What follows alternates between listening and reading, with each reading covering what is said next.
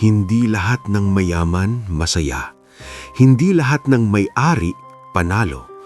At lalo't hindi lahat ng Dante Alvarado ay may kapangyarihang pigilan ang sariling dibdib na manginig kapag naaalala niya ang dalawang taong tahimik na pagkakabagsak ng tiwala. Sa loob ng mataas na bakod ng bahay niya sa lumang bahagi ng Quezon City, hindi yung modernong mansyon na laging nasa magazine, kundi yung bahay na may lumang halamanan at kumukupas na pintura sa garahe. Nakaupo si Dante sa mesa sa kusina, nakatingin sa isang folder na parang mabigat na bato. "Sir Dante, kain na po." Mahina ang boses ni Aling Mercy Dizon habang inilalapag ang lugaw at itlog. Matagal na siyang kasambahay, parang pangalawang nanay, parang tahimik na saksi sa bawat tagumpay at pagkadapa. Hindi agad sumagot si Dante. Nakatitig lang siya sa mga papel, audit reports, bank statements at isang printed email na paulit-ulit niyang binabalikan, parang sugat na pinipilit niyang linisin kahit masakit. "Hindi na po kayo halos natutulog," dagdag ni Aling Mercy, mas maingat ang tono. "Baka lalo kayong magkasakit." "Mas masakit yung alam mong niloko ka, tapos ikaw pa ang napasama," bulong ni Dante, halos hindi marinig. Nang banggitin niya iyon, parang may lumutang na multo sa pagitan nila. Ang pangalan ng taong matagal niyang sinumpa sa isip, Jerry Malate. Dati siyang CFO ng Alvarado Auto House, matino magsalita, magaling tumawa sa mga meeting, malinis manamit, at kung titingnan ng iba, kabalikat.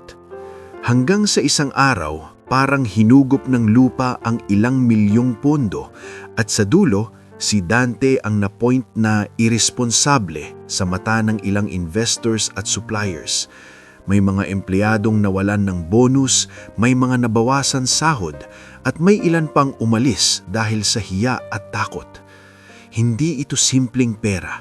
Naging ugat ito ng pagdududa ni Dante sa kahit sinong ngumiti ng sobra. "Aling Mercy," biglang tumingin si Dante sa matanda. Kung ikaw ang nasa posisyon ko, paano mo malalaman kung sino ang totoo? Sino ang mabait kahit walang nakatingin?" Napabuntong hininga si Aling Mercy. "Sir, matagal na po akong nagsisilbi sa iba't ibang tao. Ang totoo, hindi mo malalaman sa salita. Malalaman mo sa gawa, sa maliit na pagkakataon. Yung tipong wala silang mapapala pero ginagawa pa rin nila." Parang may tumama sa utak ni Dante. Isang ideya. Hindi pa buo pero kumikislap. Mula sa sala, may kumalabog na gate sa labas. Sumilip si Aling Mercy sa bintana at ngumiti ng bahagya. Ay, dumating na si Rafi. Si Rafi Sarmiento, childhood friend ni Dante, mekaniko na lumaki sa parehong kanto at isa sa ilang taong hindi nagbago ang tingin kay Dante kahit yumaman. Siya rin ang nag-aayos ng lumang sasakyan ni Dante tuwing uuwi siya sa bahay na ito. Kahit kaya namang bumili ni Dante ng bago, pinipili niyang manatili sa lumang sasakyan dahil may alaala ito ng tatay niya. Pagpasok ni Rafi, amoy grasa at araw ang dala. Naka-t-shirt siyang may marka ng langis sa balikat at may hawak siyang plastic bag na may pandesal. "Oh, Dante!" tawag niya. Ganun pa rin ang bansag niya kay Dante mula pagkabata. "Nagpadala ako ng pandesal, baka sakaling kumain ka." Ngumiti ng konti si Dante pero agad ding nawala ang ngiti. "Rafi, kailangan ko ng tulong." "Tulong sa ano?" Umupo si Rafi sa kabilang upuan, hindi nagpapakipot. "Kung pera yan, huwag mo na akong insultuhin. Ikaw ang bilyonaryo." "Hindi pera," napailing si Dante. "Tao." Tumaas ang kilay ni Rafi. "Tao?" Humina ng malalim si Dante at itinulak ang folder palapit. Hindi binasa ni Rafi pero nakita niya ang bigat ng mata ng kaibigan. 2 taon na, Rafi. Mabigat ang boses ni Dante. 2 taon na akong hindi mapakali. Parang lahat ng ngiti, lahat ng sir, may kapalit. At hindi ko alam kung saan ako lulugar, kung sino ang dapat kong paniwalaan. Tahimik si Rafi. Sa tagal nilang mapaibigan, bihira niyang makita si Dante ganito.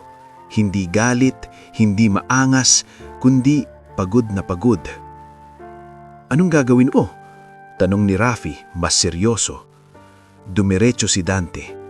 Magkukunwari akong mahirap. Napatigil si Rafi. Ha? Dante, ano na naman yan? Bumili ako ng kotse sa dealership ko, pero hindi bilang owner, bilang ordinaryong mamimili. Titignan ko kung paano nila tratuhin ng taong wala namang kilalang pangalan. Tumawa si Rafi, pero hindi ito masaya. Loko ka.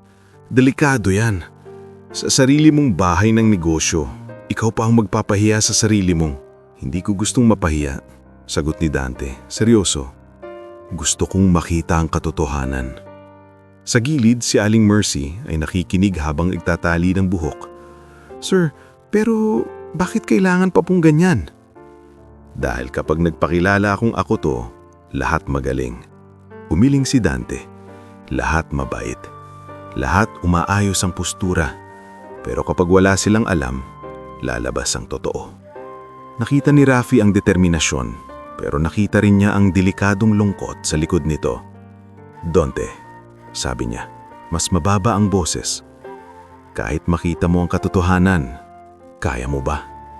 Kasi minsan pag nalaman mo, mas masakit. Hindi agad sumagot si Dante. Sa halip, tumayo siya at naglakad papunta sa garahe. Binuksan ang lumang cabinet sa sulok. Dito niya itinago ang mga simpleng gamit na hindi na niya ginagamit. Lumang backpack, kupas na baseball cap, at isang t-shirt na may maliit na punit sa gilid.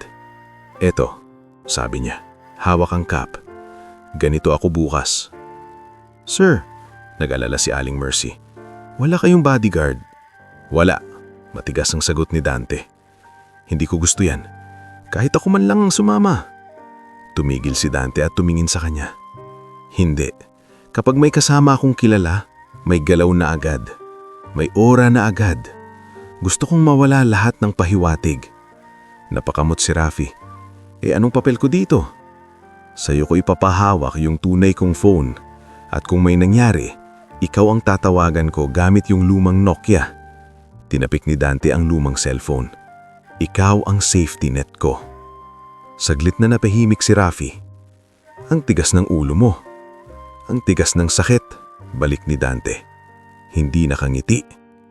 Kinagabihan, hindi makatunog si Dante. Hindi dahil sa kaba ng disguise, kundi dahil sa mga alaala.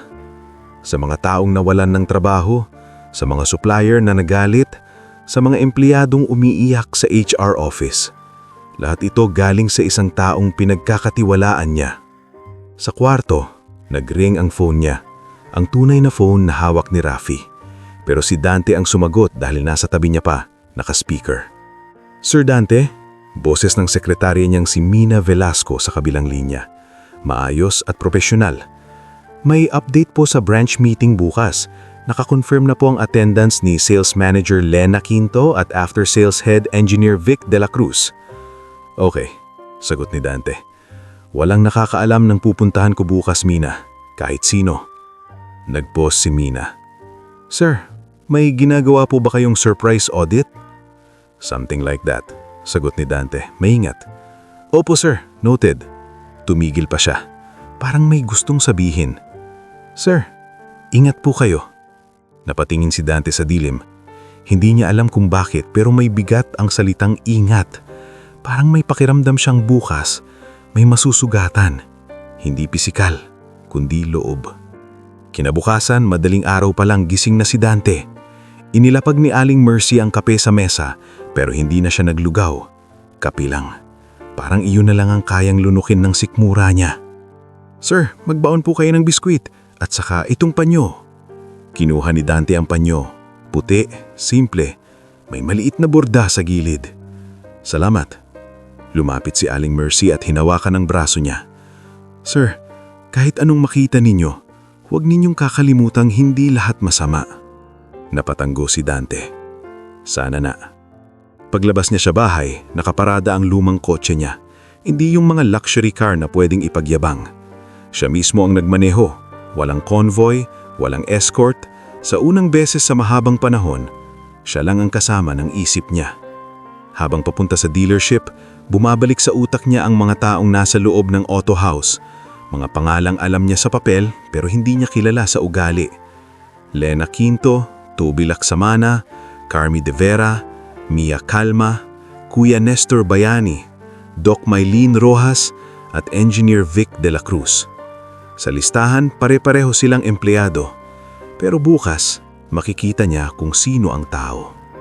Huminto siya sa isang convenience store para bumili ng mineral water. Nasa pila siya at may batang lalaki na biglang sumagi sa kanya. May dalang supot ng yelo, halatang nagmamadali. "Sorry po."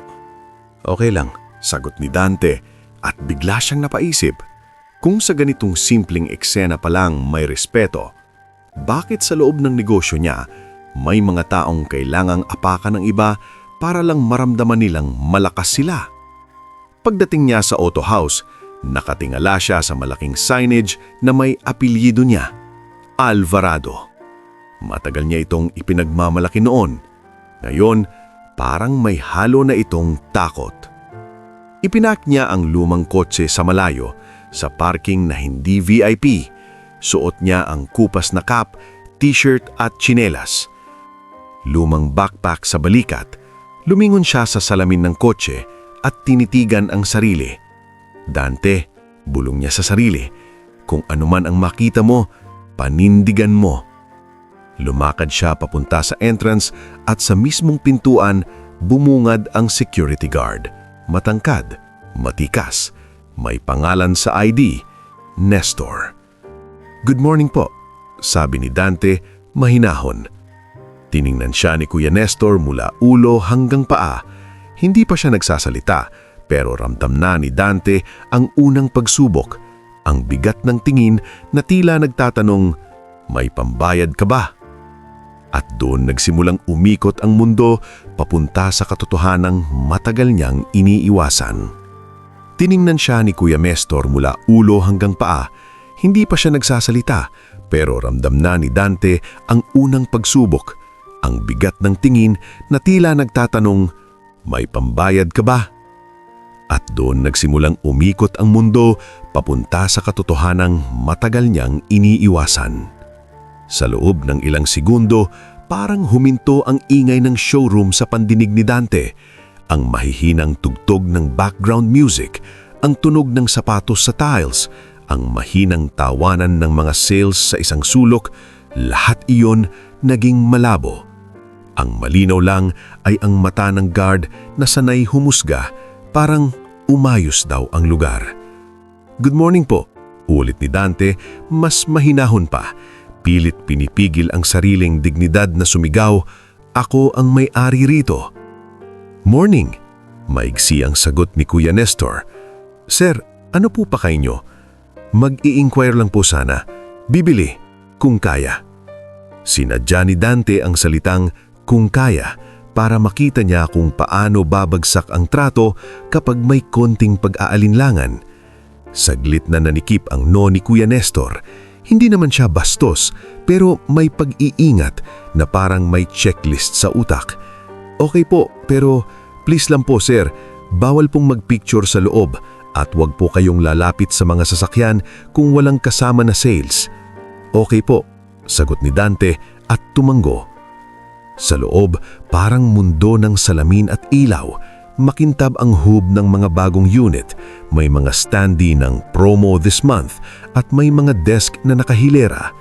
Ngunit sa kabila ng kinang, may lamig na hindi galing sa aircon, lamig ng hierarchy. Kita mo agad kung sino ang VIP, may kape, may brochure, may upuan sa gitna, may ngiti na parang automatic. Sa unang desk, may dalawang sales na nagkukwentuhan. Narinig ni Dante ang pangalang Toby sa tawanan. Isa sa kanila, matangkad, medyo malakas ang boses, naka-sleeves na nakatupe, ang tumingin sa kanya ng isang saglit, tapos bumalik sa kausap. "Sir, dito po kayo." Itinuro ni Kuya Nestor ang dulong sofa, malapit sa water dispenser, halos katabi ng brochure vac na kulang-kulang ang papel. Doon siya umupo. Sa totoo lang, hindi siya masakit sa upuan. Mas masakit ang pakiramdam na parang hindi siya kasali sa mundong pag-aari niya. Umupo siya ng tuwid, hawak ang backpack sa kandungan at nagmasdan. Sa kabilang dulo, may lalaki at babaeng mukhang may kaya. Ayos ang bihis, mabango kahit malayo, at may kumpiyansa ang galaw. Ang lalaki naka-gold watch, bahagyang malakas tumawa. Ang babae, elegante ang ayos at nakataas ang kilay sa bawat tingin. Sila ang unang binigyan ng kape ni receptionist. Narinig ni Dante ang pangalan sa tawag ng isang staff, Ma'am Celine, Sir Brian. Brian Lontok at Celine Arceo. Bulong ni Dante sa isip, parang tinatatak ang mga mukha at pangalan. Sa desk sa gitna, may babaeng mukhang may autoridad. Maayos ang buhok, malinis ang blazer, at bawat tingin niya ay parang may bilang. Siya si Lena Quinto. Kilala niya sa profile, pero ngayon lang niya nakita ng ganito. Hindi sa meeting, kundi sa natural niyang habitat, ang floor kung saan ang kwota ang batas. "Hi Ma'am Lena," sabi ng isang staff na dumaan. "May VIP ulit." "Handle niyo na," sagot ni Lena, hindi tumitingin. Tapos i-priority yung unit na reserve ni Sir Brian. Ayokong magka-aberya. Napapikit si Dante sandali. Priority. Isang salita lang pero maraming pwedeng tapakan. Sa kabilang side naman, nakita niya si Engineer Vic de la Cruz. Naka-uniform ng after sales. May hawak na clipboard, tahimik na kausap ang dalawang mekaniko. Hindi nag-aaksaya ng salita. Hindi nagpapasikat. Parang trabaho lang talaga. Lumipas ang ilang minuto. Wala pa ring lumalapit sa kanya. May dumaan na sales, tumingin, tapos nag-iba ng direksyon. May isa pang dumaan, parang nagdadalawang isip, pero nang makita ang tsinelas niya, nagkunwaring may tinawag sa phone. Huminga ng malalim si Dante. Ito ang gusto kong makita. Sa reception, may bagong mukha. Isang babae na halatang bago, may simpleng suot at mas alerto ang mata kaysa sa iba. Si Mia Calma. Nakita niya sa ID sa lamesa, Mia. Kita sa kilos na hindi pa sanay sa lamig ng lugar. Lumapit si Mia sa desk ni Lena, may hawak na logbook. "Ma'am Lena, may customer po sa dulo. Matagal na po siyang naghihintay." Hindi agad tumingin si Lena. "Anong customer?" "Yung nakakap po. Gusto raw po mag-inquire." Saglit na tinignan ni Lena si Dante mula malayo. Halos hindi nagbago ang ekspresyon niya. "Ah, okay. I-assign mo kay Toby." Tumanggo si Mia. "Opo, ma'am." Maya-maya lumapit si Toby Laksamana. May swagger, may ngiting parang sanay magbenta sa madaling paraan. Pero pagdating niya kay Dante, hindi ngiti ang unang lumabas, kundi taas kilay. "Oh, sir," sabi ni Toby. Medyo malakas ang boses, parang sinasadyang marinig ng iba. "Ano po hanap nyo? Cash ba to o tingin-tingin lang?" May ilang sales na napatingin, may tumawa sa likod. Nanatiling kalmado si Dante. "Bibili po sana, sedan lang po, mid-range." "Mid-range?" Umupo si Toby sa kabilang sopa, pero hindi umayos ang postura. "Sir, marami tayong sedan, pero ano budget nyo?" Sinadya ni Dante ang sagot. "Kung kaya ng hulugan, pero gusto ko po sanang malaman kung ano yung pinakasulit." "Ah, hulugan." Tumanggo si Toby na parang may alam na agad sa buhay niya. "May requirements kasi yan, sir. Payslip, bank statements, co-maker." "Opo," sagot ni Dante. "May dala naman po akong mga dokumento." Napatingin si Toby sa backpack. "Nandyan?" "Sige sir, pero ano trabaho nyo?" "Freelance lang po," sagot ni Dante, piniling vague. Freelance. Umiikot ang dila sa loob ng bibig, parang nag-iisip kung worth it ba. "Okay. Sir, tingin muna tayo, pero wag po tayong masyadong mag-expect ha?" Hindi sumagot si Dante. Tumayo lang siya at sumunod, pinapanood ang bawat galaw ng sales. Habang naglalakad sila sa pagitan ng mga unit, narinig niya ang bulungan mula sa kabilang dulo. Sina Brian at Celine, nakatayo malapit sa isang premium SUV habang may staff na halos yumuko sa kanila. Love, alam mo yung may-ari nito? Si Dante Alvarado yun, di ba? Yeah, malakas yan. Pero tignan mo tong lugar. Minsan may pumapasok na kung sino-sino. Sumingit si Celine, mas matalim. Tignan mo yung nasa dulo kanina. Nakaupo parang pulubi. Baka mananakaw yun, baka nagmamanman. Kung ganito ang staff nila, halatang bulok ang sistema. Napatigil ang hakbang ni Dante kahit saglit lang. Parang may humigpit sa sikmura niya. Hindi dahil tinawag siyang pulubi, kundi dahil ginagamit ang pangalan niya bilang chismis, tapos yung tao sa harap nila ay pinaghihinahalaan na parang peste. Napansin ni Toby na tumigil siya. "Sir, okay lang kayo?" "Okay lang," sagot ni Dante, pilit naglalagay ng ngiti. "Anong unit po yung sinabi niyong sulit?" Itinuro ni Toby isang sedan. "Ito sir, pero sabihin ko na sir ha, kung hulugan, kailangan malinis record kasi ayaw namin ng sakit sa ulo." Sa likod nila, dumaan si Kuya Nestor. Napatingin siya kay Dante, tapos sa backpack, tapos muli kay Toby. Parang may utos sa mata niya. Hindi pa sinasabi, pero nandun na. Bantayan. Sumakay si Dante sa driver's seat ng sedan. Sinubukan ng manibela, tinapik ang dashboard. Maganda, talagang maganda. Ito ang produkto ko. Ito ang pinaghirapan ng mga taong hindi nararapat apakan. "Pwede pong test drive?" Tanong ni Dante. Nagkibit balikat si Toby. "Sir, test drive? Usually sa mga sure buyer. Pero sige, titignan ko kung may schedule." Titingnan, ulit ni Dante sa isip. Isang salitang madalas gamitin kapag ayaw talagang gawin.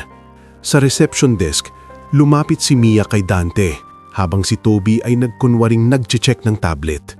"Sir," mahinang bulong ni Mia, halos parang takot marinig ng iba. "Pasensya na po, matagal na po kayo kanina. Pwede po kayong uminom ng tubig, kukuha po ako." Napatingin si Dante sa kanya.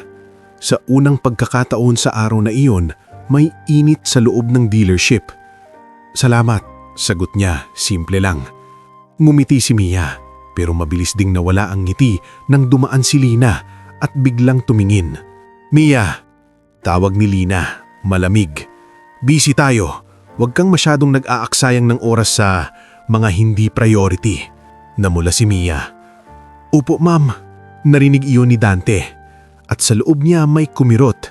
Hindi dahil siya ang tinawag na hindi priority, kung hindi dahil sa tono. Parang may mga taong hindi dapat paglaanan ng dignidad. Sa kabilang dulo ng showroom, narinig ang boses ni Brian. Mas mataas na ngayon. "Ano ba yan? Nauna pa ako mag-reserve dito.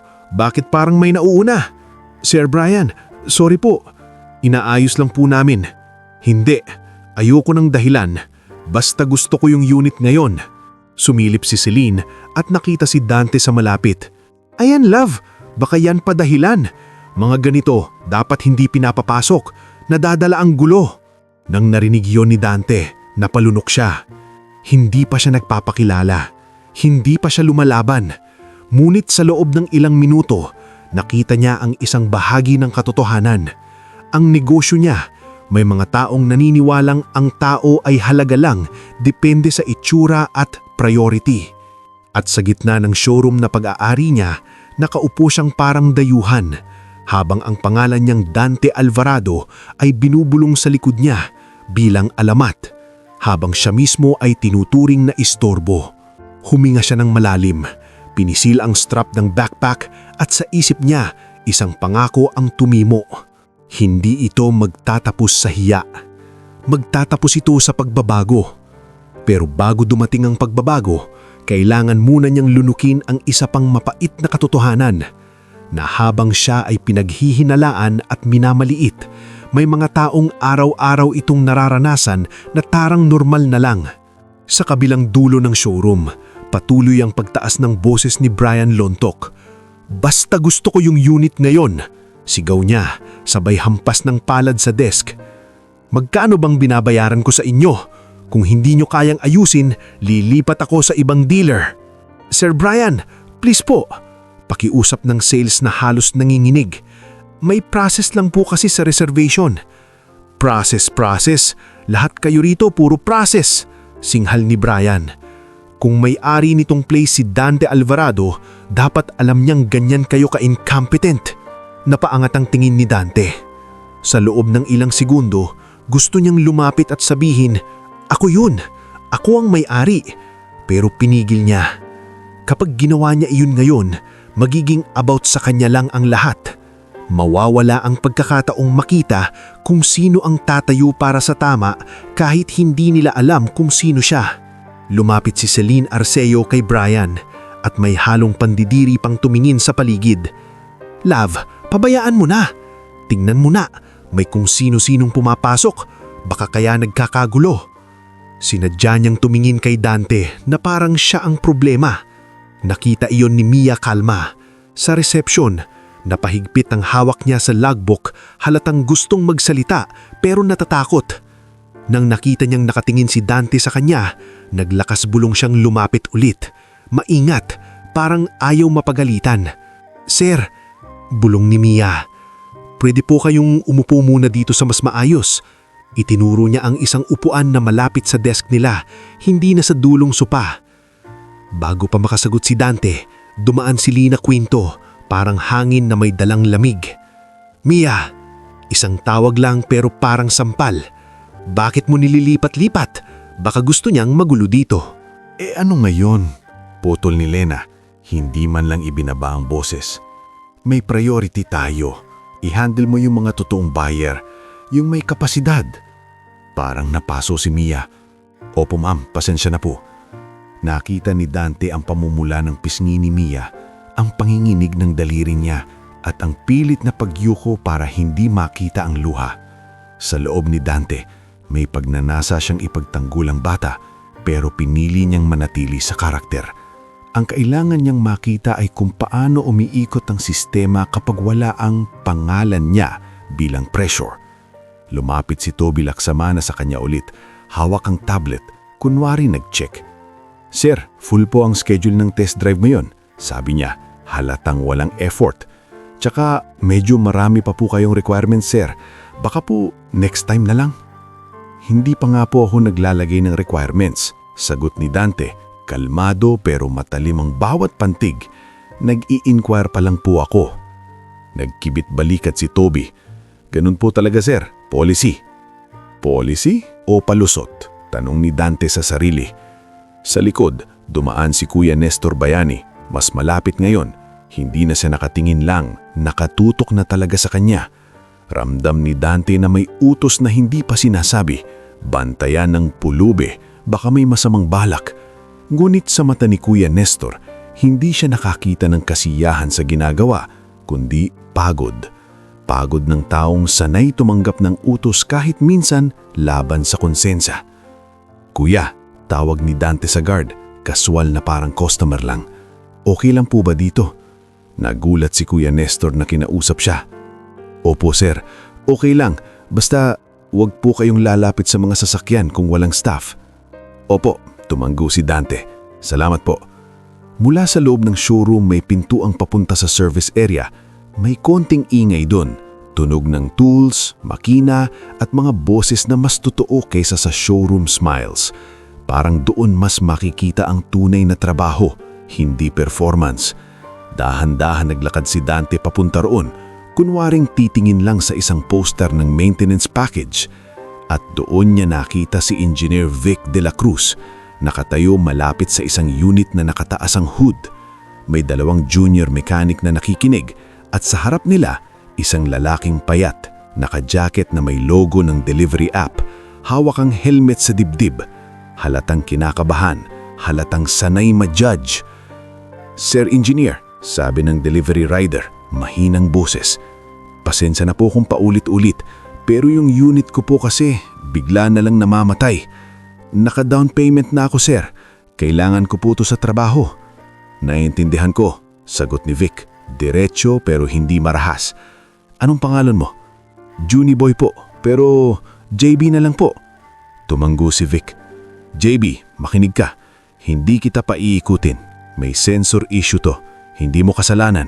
Ayusin natin ngayon. Libre to, under warranty. Parang nabunutan ng tinik si JB. Libre po. Sir, salamat. Kasi kahapon po, sabi ng isang staff, baka kasalanan ko raw kasi di ako marunong mag-alaga. Napalingon si Vic sa isang junior mechanic. Parang tinatanong kung sino. Hindi na niya pinatagal. Dito, trabaho natin ay ayusin, hindi manghusga. Napahawakan si Dante ang sarili niyang dibdib. Sa simpleng linya na iyon, parang may ilaw na suminda. May mga taong totoo pa rin ang respeto. May mga taong hindi nakabase sa itsura ang respeto. Sa gilid, naroon si Doc Mylene Rojas, ang clinic nurse, may dalang first aid kit. Engineer Vic, may nahihilo sa showroom, sabi niya. Yung sales na nakausap ni Sir Brian, kabadong-kabado. Napabuntong hininga si Vic. Sige, puntahan ko mamaya. Doc, bantayan mo muna. Si Dante nakatayo sa tabi ng poster, kunwari nagbabasa, pero nakikinig sa bawat salita. Sa loob niya, gustong-gusto niyang kausapin si Vic, tanungin kung ano ang alam niya sa sistema. Pero hindi pa. Hindi dito. Hindi ngayon. Bumalik ang ingay mula sa showroom, mas malakas ngayon. Si Brian hindi pa rin tumitigil. Narinig ni Dante ang isang linya na tumusok. Ayoko nang makita yung mga ganito rito. Ang kalat-kalat. Nilingon si Dante. Kita niyang si Brian ay nakaturo na mayon at ang tinutukoy niya ay hindi ang staff, kundi si Dante mismo na nakasilip lang sa service area. Yan oh! Sigaw ni Brian habang ang ilang tao ay napatingin. Yung nakakap, kanina pa yan, baka nagmamanman. Lena, security, pakitingnan! Nanlamig ang paligid. Sa isang iglap, ang tingin niyang mga tao ay parang spotlight na nakatutok sa kanya. May mga sales na nagbulungan, may mga customer na napaatras. Si Celine, nakataas ang kilay, parang nanalo. Sabi ko sa iyo, love. Si Lena Quinto, mabilis lumapit, parang natutuwa sa pagkakataong magpakitang kontrolado. Kuya Nestor, tawag niya matigas. Pakicheck nga tong taong to. Kanina pa to rito, baka may balak. Lumapit si Kuya Nestor, halatang ayaw pero kailangan. Sir, sabi niya, mas mahigpit ngayon. Pwede po ba makita ang ID niyo? Saglit na tumigil si Dante. Ito na yung sandali na pwedeng magbago ang lahat. Kapag naglabas siya ng ID na magpapakita kung sino siya, maghuhubad ang lahat ng maskara. Pero hindi niya makikita ang buong katotohanan kung hanggang saan talaga ang pang-aapi kapag walang power ang tao. Kaya dahan-dahan niyang hinugot ang simpleng ID na ginawa niya para sa disguise. Walang company name, walang hint. Ayan po, sabi niya, kalmado, kahit ang loob niya ay nagngingit-ngit. Tinignan ni Kuya Nestor. Dante, basa niya, tapos tumingin ulit sa mukha ni Dante. Parang may kakaibang pamilyaridad pero hindi niya ma-pinpoint. Sir, saan po kayo pupunta? Bakit po kayo sa service area? Gusto ko lang po sanang malaman ng maintenance, sagot ni Dante. Bibili po ako, nag-i-inquire lang po. Bumibili ka? Singit ni Brian, tumatawa na parang insulto. Boss, tigilan mo kami. Mia, na nasa reception, biglang nagsalita, mahina pero malinaw. Sir Brian, customer po siya, wala po siyang ginagawang masama. Lumingon si Lena kay Mia, matalim ang mata. Mia, tumahimik ka, hindi mo trabaho yan. Nanigas si Mia pero hindi siya umatras. Kita ni Dante ang takot at tapang na nagsasapawan sa mukha niya. Sa gilid, lumabas si Engineer Vic, narinig ang gulo. Anong nangyayari? Talong niya, diretso. May suspicious, engineer. Kanina pa, baka nagpipicture, baka magnanakaw. Tinignan ni Vic si Dante. Hindi mula ulo hanggang paa, kundi diretso sa mata. May nakita ba kayong masamang ginawa siya? Walang nakasagot agad. Kung wala, dagdag ni Vic, huwag tayong gagawa ng gulo. Customer yan. Si Celine sumingit, mas malamig. Customer? Mukhang ewan? Tumigas ang panga ni Vic. Mukha lang ang basis nyo, kaya pala maraming natatakot pumasok dito. Tahimik ang showroom sandali, parang may basag na salamin sa hangin. At doon, Unang beses nakakita si Dante ng tao sa loob ng sistema na hindi basta sumusunod sa yabang. Ngunit alam niyang hindi pa ito ang dulo. Ang esenang ito, ang maliit na pag-aresto sa katotohanan, ay simula pa lang ng mas malaking paglalantad. Sa loob ng backpack niya, naroon ng lumang Nokia. Sa bulsa niya, naroon ng maliit na papel na may number ni Attorney Pilar Moncada. Hindi pa niya tatawagan ngayon, pero handa na siyang ilatag ang susunod na hakbang. Dahil kung ang isang simpleng customer ay kayang pag-initan at pagdudahan sa ganitong paraan, gaano pa kaya ang mga taong wala talagang kakayahang lumaban? At sa pagtingin niya sa mga mukha nila, kay Lena na puno ng kontrol, kay Toby na nakangising mayabang, kay Brian at Celine na puno ng pangnuhusga, at kina Mia at Vic na may sinag ng konsensya, alam niyang kailangan niyang mas maging tahimik, mas maging matalino, at mas maging handa. Hindi para gumanti lang, kundi para ayusin ang buong sistema mula sa ugat. Hindi para gumanti lang, kundi para ayusin ang buong sistema mula sa ugat. Paglabas niya ng auto house noong araw na iyon, hindi na siya lumingon sa signage na may apelyido niya.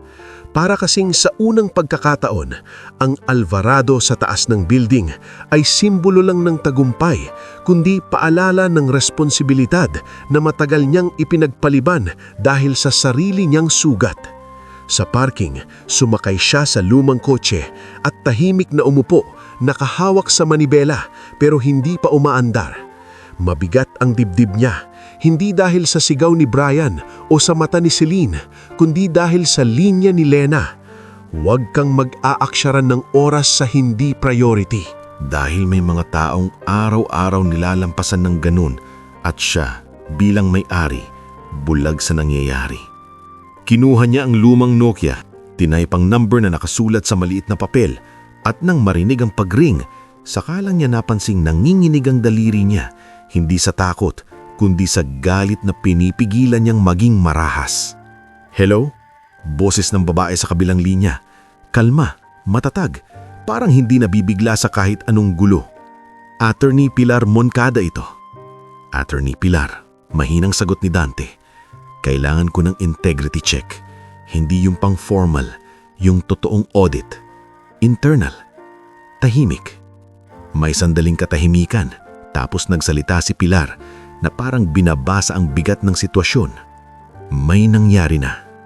Oo, sagot ni Dante, sa sarili kong showroom at hindi ko gusto ang nakita ko. Give me the scope, sagot ni Pilar. Sino? Ano? Kailan? Sales team at reservation logs, sagot ni Dante. Diretso. I-check mo ang queue system, promotions, at kung may under the table sa VIP clients. Gusto ko ring makita ang staff behavior. May mga screenshot ng group chat. May whistleblower. Whistleblower? Tumalas ang tono ni Pilar. Babae ba to? Reception? O HR?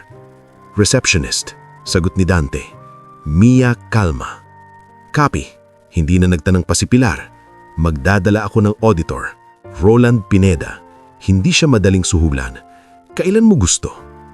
Bukas, sagot ni Dante. Pero may gusto akong gawin bago yon. Ano? Babalik ako, sagot ni Dante. Mabigat ang boses. Sa bahay niya, gabi na nang dumating siya. Sa kusina, si Aling Mercy naghihintay pa rin. Parang alam niyang may dumurog na naman sa dibdib ng amo niya. Sir, mahinang sabi ni Aling Mercy. Kumusta? Hindi agad sumagot si Dante. Umupo siya, inilapag ang backpack at doon lang bumuntong hininga na parang napuno ang baga niya buong araw. Mercy, tawag niya. Bihira niyang tawagin ang kasambaay sa pangalan. Tama ka, hindi sa salita malalaman, sa gawa. Namuti ang labi ni Aling Mercy. May masama bang nangyari? May mga taong tinatrato na parang basura sa lugar ko. Sa sala, dumating si Rafi. Halatang tinanong na ni Aling Mercy. Oh, Dante, bungad niya. Walang biro ngayon. Anong nakita mo? Mas marami kaysa sa handa akong makita. Pero may dalawa. may dalawa akong nakita na hindi pareho sa iba. Sino? Mia, Vic, sagot ni Dante. May konsensya. Tumango si Rafi. At yung iba? Lena, sagot ni Dante. Mas mabigat. Toby. At may dalawang customer na ginagamit pangalan ko para mambuli. Brian at Celine. Napamura si Rafi sa ilalim ng hininga. Kaya mo pa bang bumalik bukas? Kailangan, kasi kung hindi ko aayusin, ako ang may kasalanan. Kinabukasan, ibang umaga ang pumasok sa auto house. Pagdating ni Dante sa building, hindi na lumang kapat tsinelas ang suot niya. Simple pa rin, puting polo, maayos na slacks, pero may presensya na hindi mo maikakaila. Kasunod niya si Attorney Pilar Moncada, naka-blazer, hawak ang slim folder, at si Roland Pineda, internal auditor, naka-gray long sleeves, may dalang laptop bag na parang walang emosyon kung tumingin. Sa entrance, si Kuya Nestor ang naka-duty. Pagkakita pa lang niya kay Dante na lumaki ang mata niya, parang hinahanap sa alaala yung mukha kahapon, pero ngayon, malinaw na malinaw. Sir Dante, nauutal si Kuya Nestor, biglang tumayo ng tuwid, halos sumaludo sa nerbiyos. Pasensya na po kahapon. Hindi nagtaas ng boses si Dante. Kuya Nestor, sabi niya, kalmado pero matalim sa dignidad. Huwag mo munang ipaliwanag. Mamaya. Lumunok si Kuya Nestor. Opo, sir. Sa loob, huminto ang tawanan. Parang may biglang sumipsip ng hangin sa showroom. Mga sales na kanina kani-kani ang posture, biglang umayos. Si Toby na kahapon nagtaas kilay, ngayon biglang gumiti. Yung ngiting trabaho, yung ngiting safe. Sir Dante, sigaw ni Toby, halos tumakbo. Good morning po. Welcome po sa auto house. Hindi nagpapaapekto si Dante. Toby, tawag niya. Diretso. Patawagan mo lahat sa showroom. Lahat, including si Ma'am Lena. Nanginginig ang ngiti ni Toby. Opo sir, right away. Sa reception, si Mia kalma nakatayo, hawak ang logbook, halatang hindi alam kung paano haharap. Nang magtama ang mata nila ni Dante, napayuko siya agad, parang nahihiya, na parang kasalanan niya ang nagsabi ng totoo. Tawag ni Dante. Hindi malakas, pero sapat para marinig. Dahan-dahang lumapit si Mia. Sir, good morning po. Nanginginig ang boses. Pasensya na po kung may nagawa po akong mali kahapon. Hindi mali ang maging tao, sagot ni Dante. Salamat. Napapikit si Mia at mabilis pinahid ang sulok ng mata. Hindi siya umiyak ng malakas pero kita sa lalamunan ang lunok ng emosyon. Ilang minuto lang, nagtipo na ang mga staff. Sales team, reception, HR, after sales. Dumating si Lena Quinto na parang rena. Maayos ang postura, may pilit ng ngiti, pero nang makita si Pilar at Roland, may bahagyang guhit ng kaba sa gilid ng mata. Sir Dante, sabi ni Lena, sweet ang tono pero halatang controlled. We didn't know you'd be coming today. Sana po nag-advise kayo para maayos namin. Exactly, putol ni Dante. Tahimik ang boses, pero parang kutsilyo ang hiwa. Kaya na hindi ako nag-advise. Napatigil si Lena. Tumayo si Roland Pineda sa tabi ni Dante, binuksan ang laptop. Si Attorney Pilar nakatayo sa kabilang gilid, parang pader. Bago ako magsalita, sabi ni Dante, tumingin sa lahat. Gusto kong ipakita sa inyo ang nangyari kahapon. Nagkatinginan ng mga staff. Si Toby biglang namutla. Si Carmi De Vera, HR assistant, napaatras, parang may alam. Si Kuya Nestor, nakayuko. Sa malaking TV sa showroom na ginagamit dapat para sa promo ads, lumabas ang CCTV footage. Unang clip, si Dante na nakaupo sa dulong sopa, walang pumapansin. Dumaan ang sales, nag-iwas. Maririnig ang boses ni Toby, cash ba to o tingin-tingin lang? At ang tawa sa likod. May bulungan sa crowd. May napatingin kay Toby. Ikalawang clip, si Lena na nagsasabing, huwag kang mag-aksaya ng oras sa hindi priority. Malinaw ang audio. Halos tumigil ang paghinga ng showroom. Ikatlong clip, si Brian na nagtuturo kay Dante baka magnanakaw at si Celine na mukhang pulubi habang si Kuya Nestor lumalapit at humihingi ng ID. Tumigil ang video. Tahimik. Yung tipo nung katahimikan na mas maingay pa sa sigawan. Ma'am Lena, tawag ni Dante, dahan-dahan. Ito ba ang customer service standard ng Alvarado Auto House? Nanigas ang panga ni Lena pero pinilit ngumiti. Sir, we were just cautious. You know naman po, security. Cautious? Sumingit si Engineer Vic na nakatayo sa gilid. Hindi sumigaw pero tumagos. Cautious o discriminatory? Lumingon si Lena kay Vic, matalim. Engineer, this is not your place. Place ko to kapag mali ang sistema, sagot ni Vic. Tumayo si Dante at tumingin kay Kuya Nestor. Kuya, sabi niya, kahapon, paano mo ako tinignan? Namula si Kuya Nestor, nanginginig. Sir, utos po kasi, si Mamulena po, sabi bantayan. Tignan mo ako, sabi ni Dante. Tumingala si Kuya Nestor, puno ng hiya. Araw-araw mo bang ginagawa yan sa mga tulad ko kahapon? Tanong ni Dante. Hindi galit, pero mas masakit dahil totoo. Napapikit si Kuya Nestor. Opo sir, parang nabasag ang boses. Araw-araw po, kasi yun po ang instruction para daw po hindi magmukhang kalat yung showroom. May ilang staff na napalunok. Si Mia napahawak sa sariling kamay. Thank you for being honest, sagot ni Dante. Tapos humarap siya sa lahat. Ngayon, ito pa. Nag-signal si Roland Pineda. We also retrieved screenshots from an internal group chat. Sabi niya, walang emosyon. This includes unauthorized photos and commentary about a customer. Naglabas siya ng printouts. Kita ang caption, may weird dito.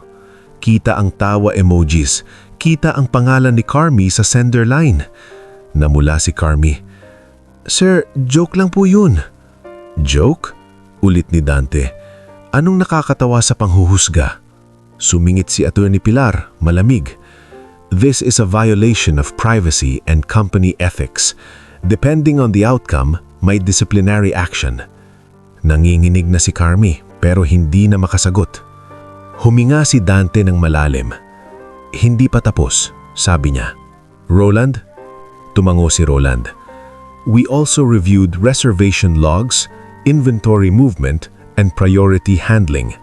There are patterns suggesting certain clients are being prioritized outside of standard queuing with inconsistencies between timestamps of reservation and actual allocation. Nanigas si Toby at Lena. Anong ibig sabihin? Tanong ng isang junior sales. Takot. Ibinaba ni Roland ang dingin sa screen. It suggests possible under-the-table arrangements. Sumiklap ang mga bulungan. Si Lena, agad umangat ang boses. First time siyang nawala ng kontrol.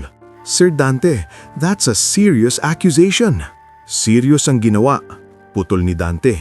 Tumigil siya, tumingin kay Lena, tapos kay Toby. At kung seryoso, dapat may seryosong sagot. Sa sandaling iyon, bumukas ang pintuan at dumating si Brian Lontok. Naka-sunglasses pa, parang wala lang. Kasunod si Celine, nakataas ang baba. Oh, andito pala kayo Sir Dante, sabi ni Brian, mayabang. Buti at nandito kayo, may complaint ako. Yesterday, ang gulo dito. Hindi siya pinatapos ni Dante. Brian Lontok, tawag niya, malamig. Ikaw ba yung sumigaw kahapon na may magnanakaw sa showroom ko? Napahinto si Brian. Sir, I was just... Hindi mo ako kilala, sabi ni Dante, dahan-dahan. Pero ginamit mo pang pangalan ko para ipahiya ang taong tingin mo mahirap. Si Celine, sumingit, pilit tumatawa. Sir Dante, misunderstanding lang po. We were just being careful. You know, safety. Safety? Ulit ni Dante. At sa unang pagkakataon, may paninginig na galit sa boses niya. Ang safety ay para protektahan ang tao, hindi para gawing excuse ang panghahamak. Tahimik ulit. Parang ang buong showroom ay hindi na showroom, parang korte. At doon, sa gitna ng mga mata at ingay ng loob, bumagsak ang mga maskara. Ang mga sales na pa-sweet, ang manager na pa-professional, ang customer na pa-importante. At sa pag-angat ng katotohanan, may mga taong biglang tumayo ng mas tuwid, hindi dahil sa takot, kundi dahil sa unang beses may pagkakataon silang marinig at makita. At sa pag-angat ng katotohanan, may mga taong biglang tumayo ng mas tuwid, hindi dahil sa takot, kundi dahil sa unang beses may pagkakataon silang marinig at makita. Hindi agad sumigaw si Dante, hindi siya nag-walk out, hindi siya nagpa-hero speech na parang pelikula. Ang ginawa niya, huminga ng malalim, yung hingang pinipigilan ng galit para maging direksyon. "Roland," tawag niya sa auditor, "ituloy mo." Tumanggo si Roland Pineda at nag-scroll sa laptop. The inconsistencies are tied to a set of reservations. Specifically, units allocated to certain clients were moved ahead of earlier reservations. Sabi niya, derecho. There are also manual overrides logged under the account used by senior sales, Toby Laksamana, and approved by the manager account, Lena Quinto. Parang may dumagundong sa loob ng showroom. Ang mga junior sales nagtinginan. Si Toby namutla pero pilit pa ring numiniti na parang kaya niyang i-joke ang lahat. "Sir Dante," mabilis na singit ni Toby, "baka system error lang yan. Alam niyo naman, minsan naglalag ang app." "System error ba ang panlalait mo kahapon?" tanong ni Dante. Hindi malakas pero humiwa. Natigilan si Toby, nabawasan ng yabang sa mata. Si Lena Quinto naman lumapit ng bahagya, kontrolado ang boses. "Sir, allow me to explain. May high-value clients tayo. If we don't prioritize them, we lose business." "Tama," sumingit si Brian Lontok na hanggang ngayon gusto pa ring ipasok ang sarili sa usapan. "VIP ako. I pay for convenience." Lumingon si Dante kay Brian, matagal, parang sinusukat kung gaano kalalim ang entitlement. "Brian," sabi niya, "VIP ka sa pera, pero hindi ka VIP sa respeto. Dito, pare-pareho ang tao." Si Celine Arceo, nakataas ang baba, hinigpit ang hawak ng handbag. "Sir Dante, we didn't mean to disrespect anyone. We just—" "Celine," putol ni Dante, "kahapon, tinawag mong pulube ang tao, base sa suot. Hindi yan just. Choice yan." Tahimik ulit. May mga staff na napayuko. May ilan na parang napahiya hindi dahil sa ginawa nila, kundi dahil ngayon lang nila nakita na mali pala ang normal na ginagawa araw-araw. Lumapit si Attorney Pilar Moncada at binuksan ang folder. "Given the evidence, we will proceed with formal investigation," sabi niya, malamig at malinaw. "Effective immediately, Toby Laksamana is terminated for misconduct, ethical violations, and breach of customer privacy." Parang naubusan ng hangin si Toby. "Terminated? Sir, hindi naman ganun." "Dante," biglang nagbago ang tono ni Toby, nagmakaawa. "Sir Dante, please, may pamilya ako. Di mo pwedeng—" "Sana naalala mo yan kahapon." Sagot ni Dante, hindi na nagtaas ng boses. "Na may pamilya rin yung mga taong pinahiya mo. May pride, may buhay." Si Lena hindi umiyak pero kita ang pagkakapit ng panga. "Sir Dante, I built this team. Ako ang nagdala ng kota. Without me—" "Without you, may kota," sagot ni Dante. "Pero may dignidad din." Tumalikod si Lena, pilit hindi nanginginig, pero ang mata niya may apoy. Apoy ng taong sanay manalo at ngayon lang natalo. Si Carmi De Vera, HR assistant, nanginginig sa gilid, hawak ang phone na parang gustong itago. Lumapit si Pilar. "Carmi, you are issued a final warning," sabi niya. "Mandatory ethics training and probation. One more incident, termination." "Opo," halos pabulong na sagot ni Carmi. "Pasensya na po." Sa gitna ng tensyon, tumingin si Dante kay Kuya Nestor Bayani. Nakayuko pa rin ng guard, parang bata na nahuling may kasalanan. "Kuya Nestor," tawag ni Dante. Tatawagin niyo po ba ako sa HR? Nanginginig na tanong ni Kuya Nestor. Hindi sumagot agad si Dante. Sa halip, lumapit siya ng konti. Hindi para takutin, kundi para marinig siya ng tao. Hindi, sagot ni Dante. Pero may itatanong ako. Tumingala si Kuya Nestor, puno ng kaba. Kung bibigyan kita ng pagkakataong baguhin ang ginagawa mo araw-araw, pipiliin mo ba? Tanong ni Dante. Namasa ang mata ni Kuya Nestor. Opo, sir. Kasi sa totoo lang po, pagod na po ako. Hindi ko na gusto yung tumitingin ako ng tao na parang kriminal. Pero utos po eh. Hindi na yan utos ngayon, sagot ni Dante. Simula ngayon, ikaw ang magiging unang mukha ng respeto sa pintuan. Nagkatinginan ng mga staff. Si Mia kalma, napahawak sa dibdib, parang hindi makapaniwala. Engineer Vic? Tawag ni Dante kay Vic de la Cruz. Lumapit ka. Lumapit si Vic, tahimik pero matatag. Sir? Salamat kahapon, sabi ni Dante. Hindi mo alam kung sino ako, pero tumayo ka para sa tama. Hindi nagpahiro si Vic. Sir, trabaho ko po yung mag-ayos. Kasama sa pag-ayos yung tao. Tumanggo si Dante.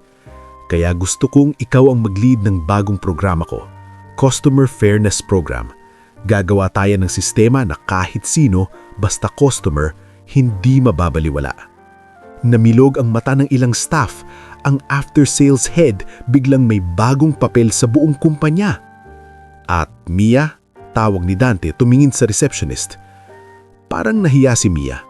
Sir, hindi ka na receptionist lang, sabi ni Dante. Client Care Supervisor ka na. Ikaw ang magbabantay ng front desk standards. Kung may staff na mamaliit, ikaw ang may kapangyarihang mag-report diretso sa akin. Napaluha si Mia pero pinilit niyang ngumiti. Sir, natatakot po ako. Baka pag-initan po ako. Tingnan mo ako, sabi ni Dante. Tumingin si Mia. Huwag kang matakot, sagot ni Dante. Kasi kung pag-initan ka, ako ang haharap. Hindi nag-uwi si Dante agad ng victory. Matapos ang meeting, pinauwi niya si Lena at pinasirmahan ng suspension notice. Si Toby ay kinuha ang clearance sa HR at si Pilar at Roland ay nag-set ng timeline ng investigasyon. Pero ang pinakamahalaga, agad niyang sinimulan ang pagbabago. Hindi bukas, hindi next month. Ngayon. Sa loob ng isang linggo, nag-install sila ng digital queuing system na may timestamp. Lahat ng inquiry, reservation at follow-up nakalog at nakikita ng customer sa screen. Walang manual override na hindi flagged. Sa entrance, may malaking sign na bagong ipinaskil. Walang mukhang mahirap, walang mukhang mayaman. Lahat, customer. Inilunsad din ni Mia ang anonymous feedback kiosk. Isang tablet sa gilid, may 3 tanong lang. Narespeto ka ba? Nabingyan ka ba ng malinaw na sagot? May nanghusga ba sa'yo? Ang sagot, diretsyong napupunta sa email ni Dante at ni Pilar. Sa unang araw ng bagong sistema, may bumalik na pamilyar na mukha. Ang delivery rider na si Junie Boy Magsino. Nakasuot pa rin ng jacket, may dalang resibo, halatang nahihiya pumasok sa showroom. Napansin ni Kuya Nestor agad. Boss, tawag ni Kuya Nestor. Hindi sir, hindi hoy. Good morning po. Ano pong hanap nyo? Nang marinig ni JB ang boss, napangiti siya ng konti. Kuya, follow up lang po sana sa maintenance. Saka gusto ko po sanang magtanong sa installment plan. Sabi ni Kuya Nestor, sabay alalay sa upuan na hindi na dulong sofa. Mia. Lumapit si Mia, maayos, may bagong ID na Client Care Supervisor. Hello JB, sabi niya. Natatandaan niya ang pangalan. Ano pong concern? Naggulat si JB. Ate, kilala niyo po ako. Oo, ngumiti si Mia. Customer ka dito, importante ka dito. Sa service area si Enjig Vic, nakatingin sa log lang bagong system. JB, tawag niya. Ayos na yung sensor mo. Libre, under warranty, at may bagong promo tayo para sa riders. Discounted maintenance package. Napanganga si JB.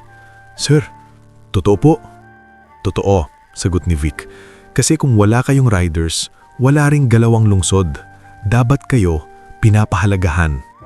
Lumipas ang mga buwan. Hindi naging perpekto agad ang lahat, pero gumalaw ang kultura. May 2 sales na natanggal dahil hindi makasunod sa bagong standards. May ilan naman na nagbago dahil nakita nilang hindi kota lang ang sukatan ng pagiging mahusay. Samantala, sa personal na buhay ni Dante, tuloy pa rin ang laban. Sa tulong ni Pilar, binalikan nila ang kaso ni Jerry Malate.